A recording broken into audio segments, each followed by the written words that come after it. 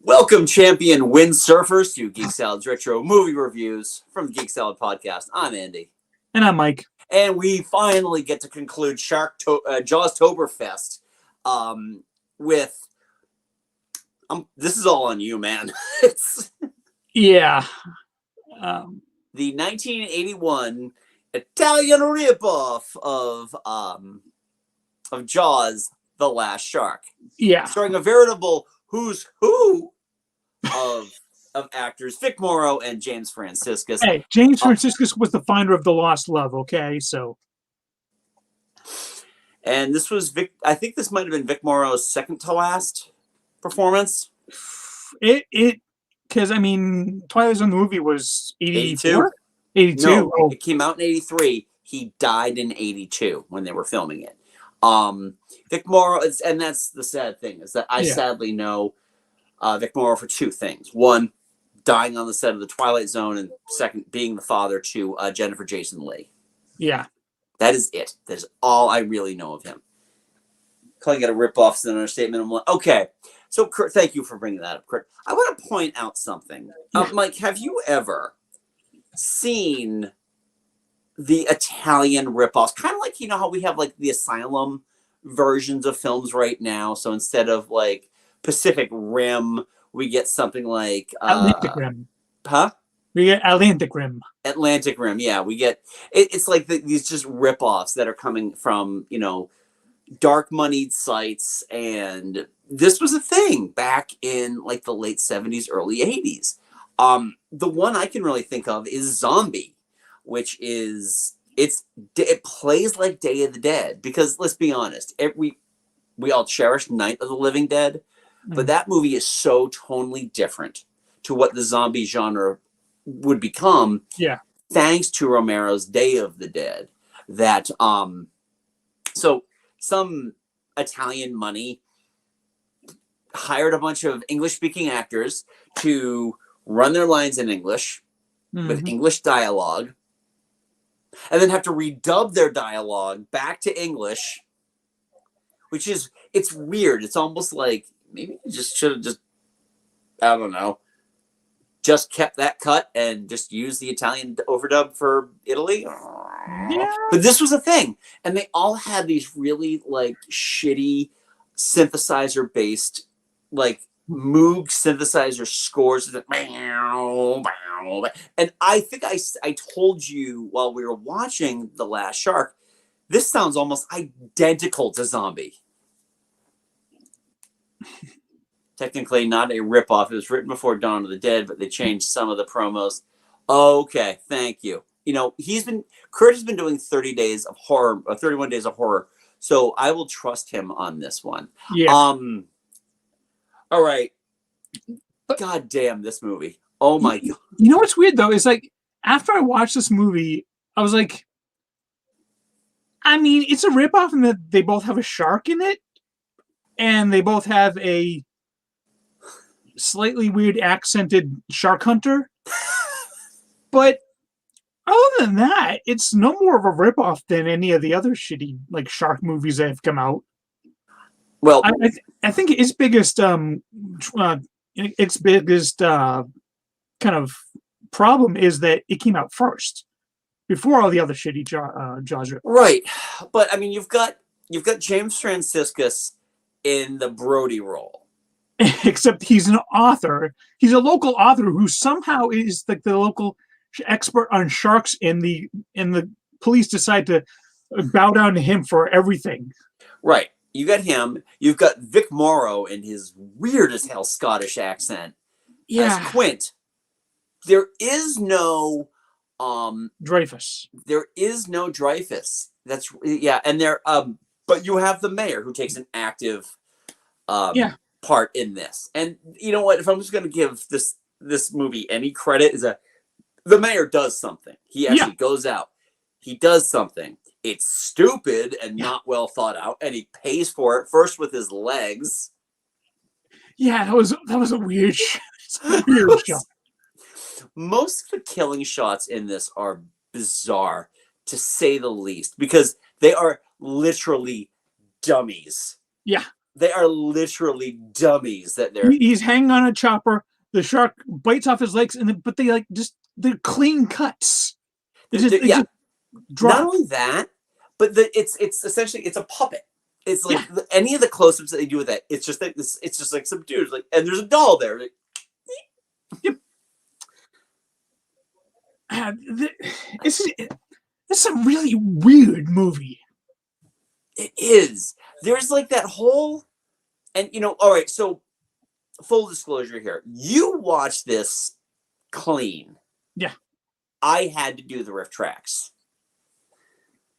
I needed the levity. This last few weeks have been kind of like mentally, so I've been like, I need a laugh. I need to do this, but I'm going to do it with riff tracks filter. But I'm really good at being able to parse the movie away from the jokes. I enjoy the jokes. They're there to help me kind of bring stuff together. And there was a lot. That scene where they're on the beach, like they're waiting for the big windsurfing regatta, and they open up that box, and there's that folk singer one man band dude in what I'm assuming was the porta potty. Yeah, they just added like a door to a top door. Yeah, I mean, it was 1981, which is about as 70s as you can get for the 80s. Yeah. Every teenage boy looked like William Catt from The Greatest American Hero. Yeah, there was just white boy afro as far as the eye could see. But this is the big difference between, this is where the age plays in here, the age difference between me and Mike. There's a 6-year age gap between me and Mike. You're a baby in 1981. You were 3 years old. Yes, I was. I was 9. I was starting to get that pop culture sponge thing going. I remember so much of this, and I remember so hard people were trying to get windsurfing to be a thing. How'd that work? Oh my God. They tried so hard. It's the worst out of all the water sports you can do. This was the dumbest. It really. How do you race with that? How do you, because there was a race, which, because I'm such a pop culture nerd, I sent you that text saying, this regatta race looks like the cover of an Air Supply album. And I wouldn't have been far off. No. Because I'm constantly reminded that they're so easy listening that I think their biggest selling album, their album cover was a hot air balloon. Well, guess what? I'm all out of love. I'm so lost without you. Yeah. We've had this discussion before. There's a scientific proof to the other thing, which I'm not going to bring up here. Yeah. Not the context of two gents talking to each other. So anyway. But, you watch the Riff Tracks version of this. Just watching the regular version of this, I was just like, this is totally an MST3K movie. This is 100% right up their alley. Oh, yeah. It is. It absolutely is. Because nobody's motivations make any sense whatsoever. No. Especially watching those idiots, the kids go out with a friggin' shotgun. We're going to take that shark down. A shotgun and a big thing of steak. True story. I was thinking about that today. And I was thinking about the thing in Jaws, where they were trying to lure the shark with his wife's roast. Oh, yeah. Yeah. I had pot roast. I made pot roast for dinner tonight. And that's all I could think of. I'm like, I'm braising it and everything. And I'm like, hey, use this to catch a shark. Or that big pork shank that they kept going back to. Wet meat, like underwater wet meat, is disgusting. Yeah. And the fact that they did multiple close-ups on that. Yep. Let me guess. While you were sitting there, you're like, Scarlett, get the shotgun. We're going hunting. Damn it, I lost a shell. Because whenever you do that, whenever you try to be Billy Badass and cock your shotgun, you're just ejecting a shell. You've wasted a round, you dummy. Oh. It's funny too, because there's the whole thing with that regatta, which apparently is Amity's entire beach season right there. It brings in so many people. Yeah. Including the cheerleaders. Oh, yeah. All celebrating the mayor who's trying to run for governor. Oh, my God. That dude. Bill's #1. Yay. Oh, man. I think that was the last acceptable year that mustaches were like a good decision. Oh, he was rocking that mustache, though. Oh, my God. Mustache. The slick back hair, too. He had it's just, you're supposed to hate him just because of the way he looks. You know what? I give him credit over Murray Hamilton's mayor. At least this guy tried to do stuff. He did try to do stuff, and not only did it result in him getting his legs bit off and then eaten, but the shark took down a helicopter. Oh, but first he took down his aide. Straight up in the air, standing rod still.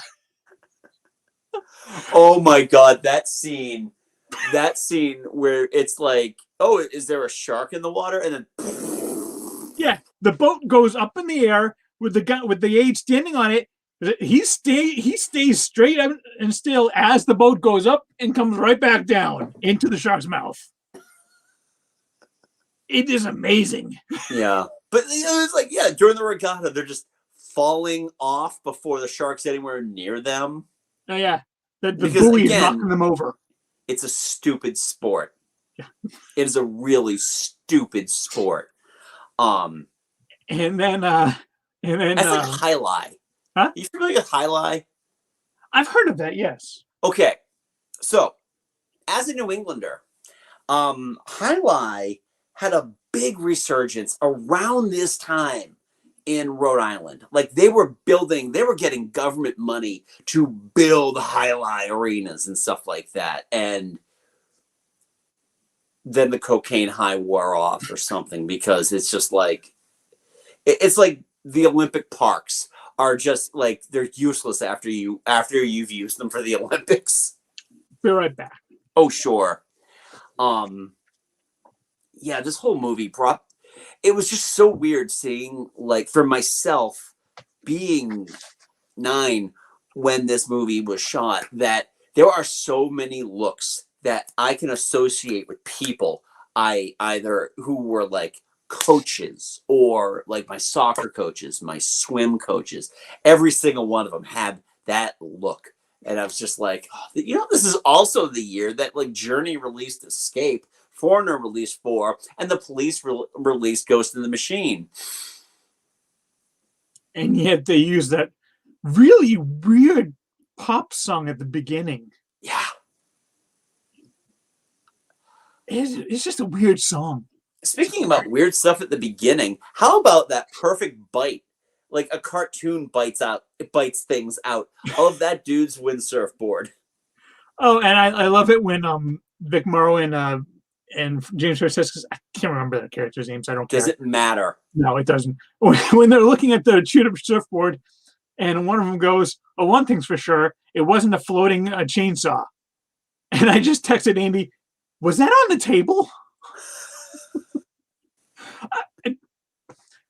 That's just a weird line to say. Hey, that was the plot of my last book, because I'm an author, remember? Yeah.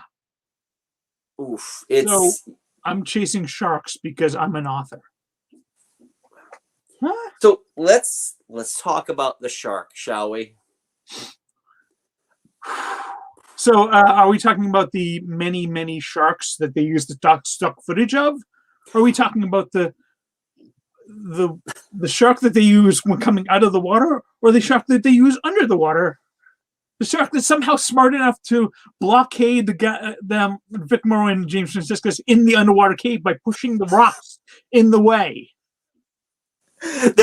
All right. So by my count, I'm counting all the stock footage as one shark, even though we know it's multiple sharks. Yeah.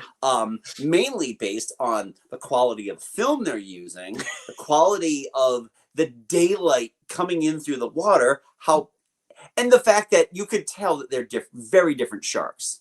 Yeah, it varies very wildly. Yeah, I don't think that the above water shark was much more than just the head, because that thing's mouth never opened. No, it was always just open. It never closed. Yeah, exactly. And even when like James Franciscus is essentially feeding Vic Morrow to at the end of it. Damn you! It's not quite the smile, you son of a bitch, but it works, sure. Yeah, sure. Why not? It's just funny because it's like, okay, well, we know. All right, so we know what happened during the first Jaws. The robot is shark. He has no work. So what do we do? I have an idea. We just do the head, and the head move. It rises up, and then it goes back down. Comes up. It just comes up. And it goes down. All right, so he's going to attack you. Just ease yourself into it. And then, yeah, you're right. The toy shark. Oh, my favorite shot is easily, like when Vic Morrow is down in the boat, down in the sunken boat, whatever, or the helicopter, whatever, and the shark is attacking me. It is clearly a shot of a toy shark in a desk aquarium. Yeah. Absolutely 100%. There's a quick shot of just the toy shark in an aquarium. That's what it was. Yep. And they didn't even try and hide it. Oh, God. No, well, we run out of money. It's hilariously bad. It truly... Yeah, I mean, it really defies logic. And like when they kill the shark, there's not like, oh, we have a big explosion, right? No, we just pop and the head pops off. Underwater. That was all done underwater too. They couldn't even get the explosion. What's that? Because as we remember in the beginning, Vic Morrow is very explains it all. You have to hit him right behind the head or at the dorsal fin, because those are the shark's only two weakness points. And as someone who's never actually seen a live gray white shark, I can say with quite accuracy that is not true at all. Actually, he's completely lying there. I think that it's funny too with the Riff Tracks version. It's like the base of the spine and the dorsal. Oh, great! He just had a heart attack while I was saying that. Really? What is going on with this cat? Huh? What is this? Your cat that needs to go out, or no? Well, he wanted to go out, so I let him out. Then he wanted to come back in, so I let him come back in. Now he wants to go out again, but he heard the dog, so he no longer wants to go back out. Okay. Oh wait, no, he might be changing his mind. Oh, for God's sakes, cat! I know. Yeah, I know.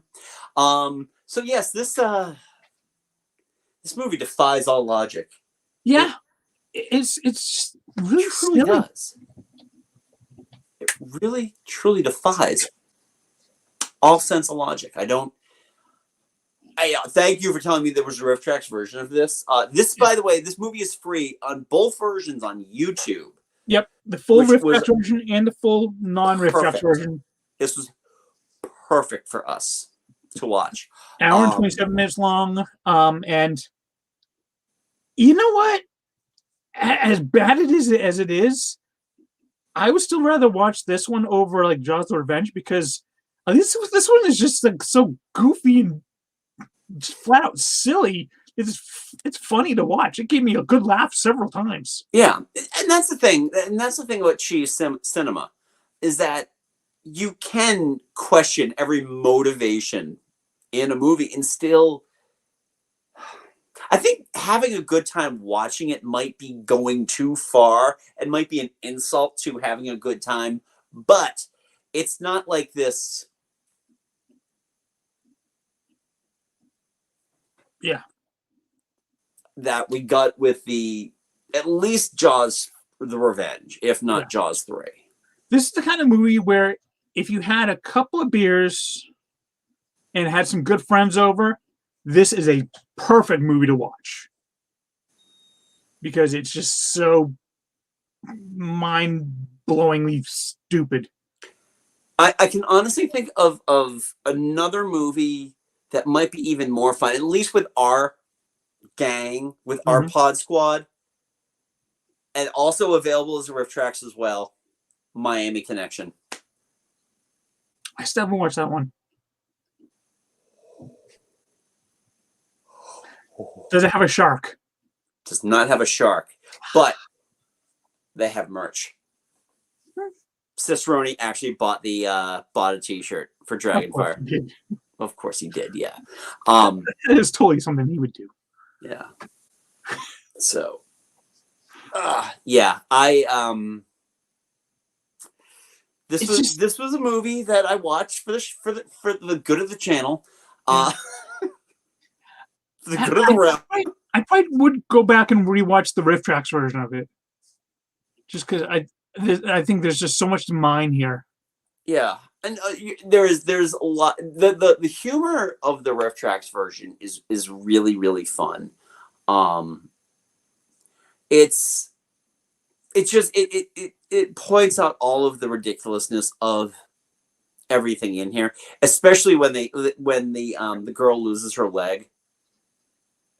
And he's like, and James Franciscus, and this is without the riff track stuff, it's just like, hell, you'll be walking out of here. Oh, did I say walk? I didn't mean walking. Hopping is walking, right? Yeah, that was their Brody with his kids scene. Except much more tragic because her leg's missing. Exactly. Well, I'm sorry, kid. You'll never be popular in high school now. Yeah. But don't worry. Yeah, you can hang out with the mayor's son because he doesn't have a father anymore. Yeah, that, by the way, he got into their car at the end. Huh? He got into their car at the end. I think he did. Yeah. Weakest slap, by the way, I think I've ever seen in a movie. Well, it's his father.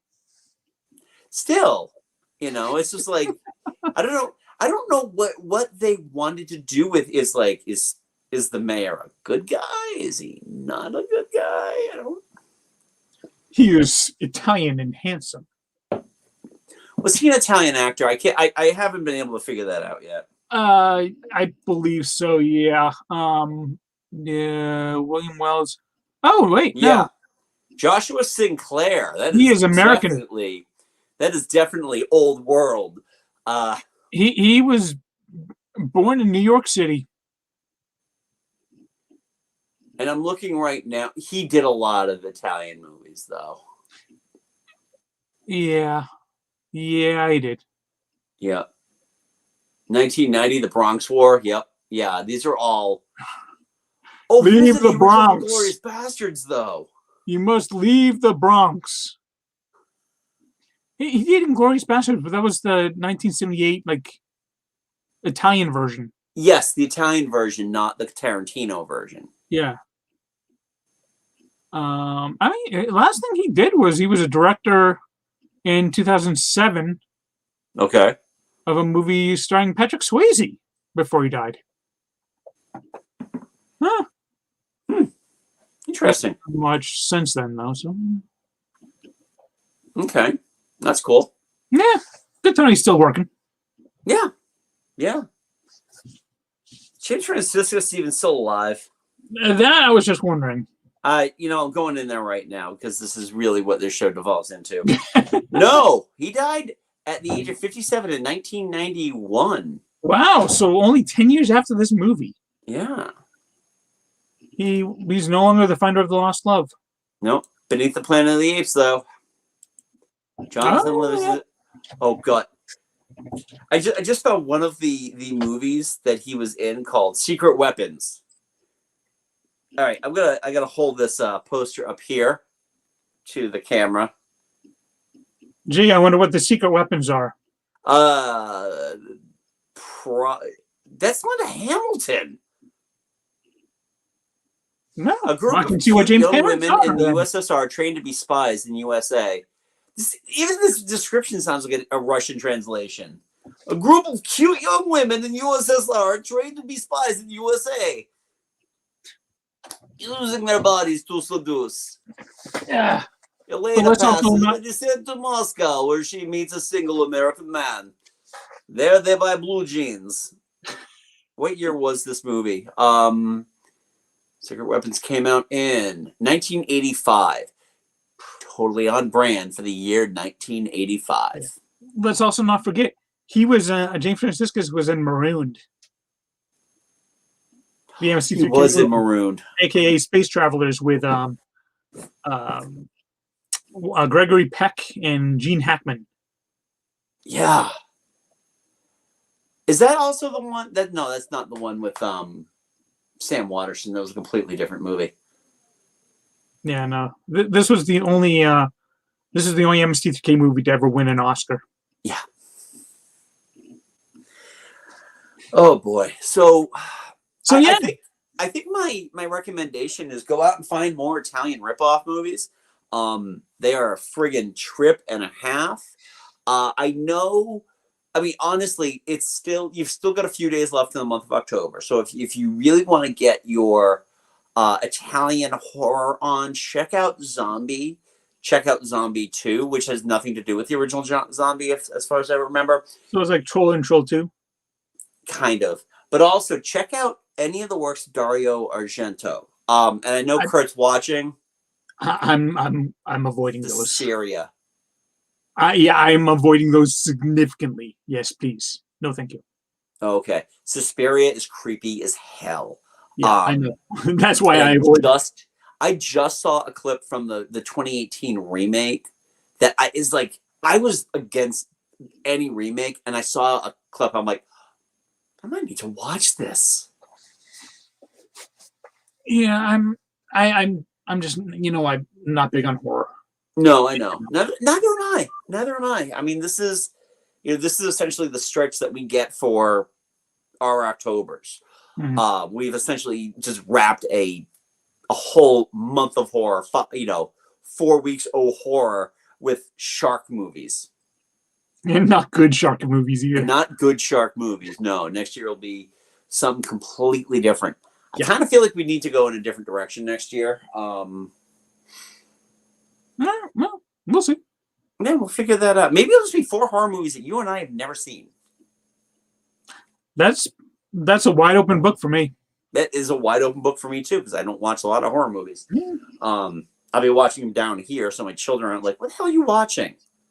Nothing. Why are you using the word hell? Oh, please. Yeah. I'm the cool dad.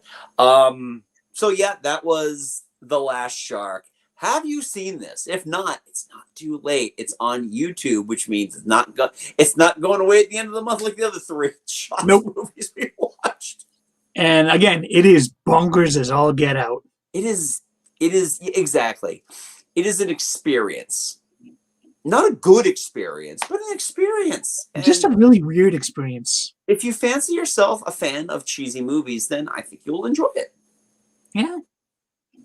And feel free to watch with riff tracks if you need to, because there's still plenty of laughs to be had. There are. And, sadly, none of them were intentional. Yeah, that's true. No one tries to be funny in this. Or if they do, they're weird, awkward, kind of cringy, funny. Yeah. Oh, speaking of which, the radio guy, what was his deal? Because I felt like he was essentially just doing Coast Guard radio. Oh, and yeah. then all of a sudden he's like, breaking news. This is my shot at the big time. Yeah, and he starts off by insulting people, or insulting the I don't know I think he's insulting the mayor's kid. Yeah, because windsurfing. Yeah, there are a lot of they throw out a lot of names and none of them seem to stick for me. Exactly. This is why we're still referring to him as Vic Morrow and James Franciscus. Yeah. So. Yeah, the only one I remember is Mayor Wells. That's as the guy, the mayor's, yeah. Yes, exactly. So anyway, that was The Last Shark. What were your thoughts on this? Let us know. Leave a polite comment below. Don't forget to give this video a thumbs up, subscribe, do all that fun stuff like we always ask you to do. Yeah. Mike, what are we doing next week? We're done with the sharks. We're going back to Pixar. So, I mean, I was thinking next week. either we go back to Pixar or I brought this up before. Maybe we rank the last season of What If. I still need to watch that though. How far behind are you? Lots. Okay, then I think we're doing Pixar next week. I think I've watched like 3 episodes. I think. Okay. Two or Yeah, three. you got some catching up to do. So maybe we'll do that later. Yeah. But so if we're going back to Pixar, that brings us to Cars 3, doesn't it? Jeez. Sorry, my phone's going nuts. Oh. Yeah, Cars 3. Cars 3. Cars 3. Cars 3. You know, honestly, after this whole last month, I kind of want to watch something good. All right. Do we? All right. Let me ask you a question then, and you know, our audience here gets to weigh on this as well. What? Just quick, no review. What were your thoughts on Dune? Enough for a review? Yeah, I could do that. I enjoyed it. But I do think there's some flaws, but I did enjoy it. All right. Quite a bit. There we go. We've already seen the movie. Yeah. There we go. Next week, we're reviewing June 2021. So not too much of a retro review. Neither was Raya and the Last Dragon, but we did that one anyway, right? Sure. Yep. So, yeah, I think it'll be an interesting talk about a movie that we both saw, and we've had ongoing conversations about throughout. But we'll put it to video next week. So next week, you got it here. We're doing Dune because why the hell not? Yeah. And then we'll go back to Pixar. Yeah. For about 3 weeks. And then we get Christmas. Yeah. We gotta start thinking of our Christmas movies. Yeah. Yay. All right. Well, anyway, folks, don't forget, Mike and I host a little podcast called Geek Salad. You can check us out wherever you get your podcasts, iTunes, Spotify, Stitcher, all that fun stuff. We just released, last week, we released part 1 of our top 20 comic book movie villains and antagonists. Mm-hmm. Part 2 will be out. Actually, give me 1 second here. It's how the sausage is made, folks. Where is it? There it is. Give me a second.